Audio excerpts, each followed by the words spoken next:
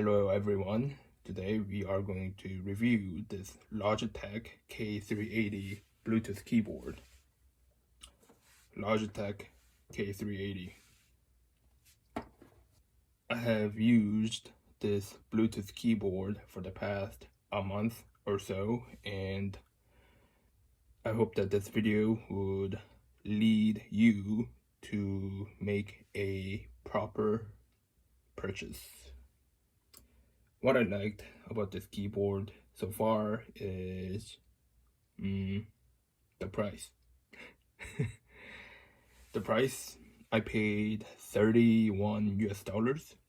I appreciated the fact that Logitech has made a quality keyboard, a quality Bluetooth keyboard at that price range. And for $31, I think this provides a amazing value. The battery life. This device uses two AAA batteries, which can be seen here. And for the past a month or so, I never had to replace the batteries, which was great. Another thing that I liked was this control button right here. On the MacBook Pro models, they have the famous touch bar system on the top.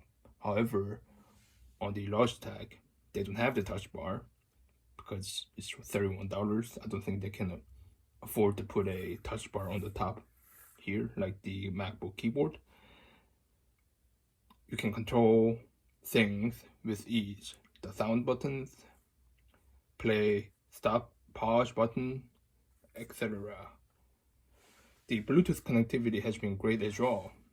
I have primarily used this keyboard to connect with the MacBook machine that I have, and I never had a drop in the Bluetooth connection, unlike some of the other ones I have used in the past. So I like that feature.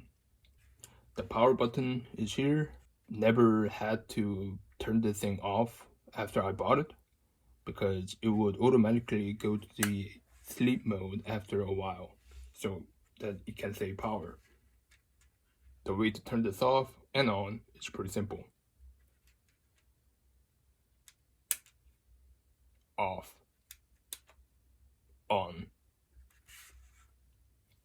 Now, the points that I didn't appreciate as much. The number one thing I would say is the control button and the FN button. On the MacBook, for those of you who are interested in to use this keyboard on a MacBook machine, on the MacBook, the FN button is here and the control button is at the right side of the FN button. However, on the Logitech keyboard, it's the opposite.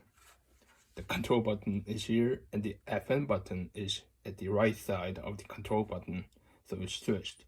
For those of you who speak more than 2 languages, you would need to change a language on your computer or a laptop.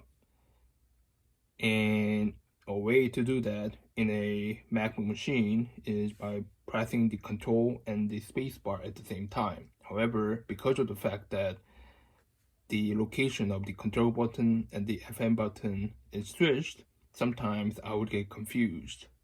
Another thing that I have noticed is everything is made out of plastic, so it's kind of plasticky, but again, this is $31, so what can I say? And for $31, I think this device offers an amazing value. The other devices, of course, if you buy a keyboard that is more than $100, you might have a better user experience, but also at the same time, you're going to spend more than 3 times of the amount of money for that device. So it really depends on your needs. The lack of LED backlighting is something that I noticed as well. It would have been nice if this keyboard came with the LED backlighting so that I could possibly use this keyboard better in a dark environment. But again, for $31, I didn't expect that. One of the design factors that I liked about this keyboard is the height. It's very slim for a keyboard. There were some mechanical keyboards that were priced above $100, and they seemed kind of tall for my taste, like this high for a keyboard.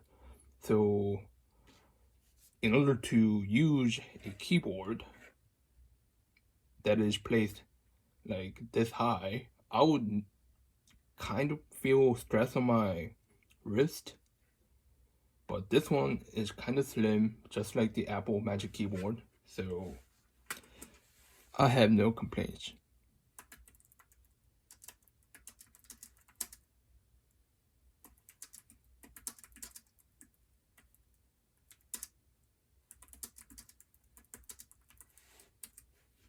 Mm-hmm.